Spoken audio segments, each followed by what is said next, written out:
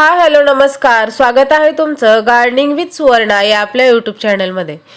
हिवाळ्यामध्ये बऱ्यापैकी प्लांट हे डॉर्मन्सीमध्ये जातात, त्यांची वाढ ही अतिशय स्लो होते, पाने पिवळी पडतात, प्लांट हे सुकल्यासारखे दिसतात।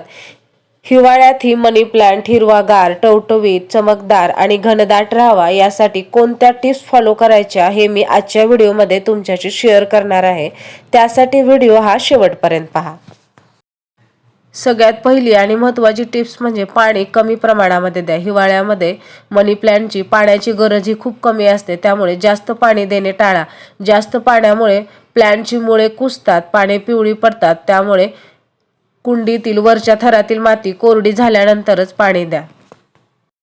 टिप्स नंबर 2, मनी प्लांटचं खरं सौंदर्य हे त्याच्या पानामध्ये आहे। मनी प्लांटची पाने जर अशा प्रकारे स्वच्छ, हिरवीगार, चमकदार दिसत असतील तर ते प्लांट खूप सुंदर आणि आकर्षक दिसतं।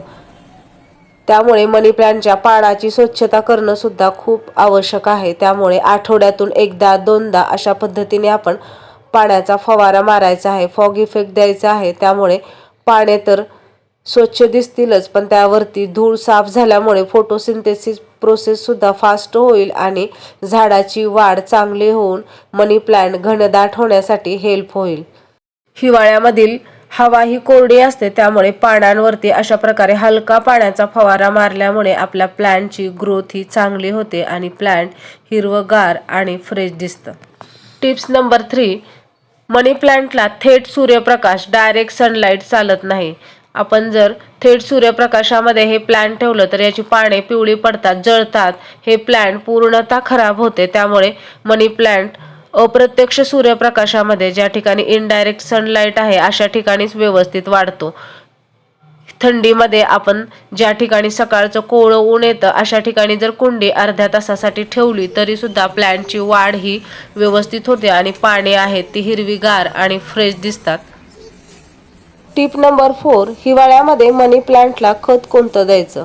तर हिवाळ्यामध्ये प्लांटची वाढ आहे ती खूप स्लो असते, त्यामुळे कोणतंही खत द्यायचं नाही। शक्यतो मनी प्लांटला हिवाळ्यामध्ये खत देणं टाळायचं आणि तुम्हाला खत द्यायचंच असेल तर अगदी महिन्यातून एकदा कंपोस्ट, वर्मी कंपोस्ट यासारखे सेंद्रिय खते पाण्यामध्ये विरघळून ते पाणी तुम्ही प्लांटला देऊ शकता।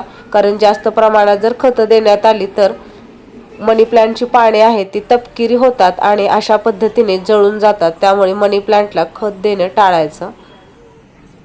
टिप्स नंबर 5, हिवाळ्यामध्ये प्लांटची वाढ ही खूप स्लो झालेली असते, अधूनमधून त्याची पाने सुद्धा पिवळी पडतात। अशा वेळी ते प्लांट क्लीन ठेवणं सुद्धा महत्त्वाचं आहे। मनी प्लांटची जी पिवळी झालेली पाने आहेत ते आपल्याला व्यवस्थित तोडून घ्यायची आहेत।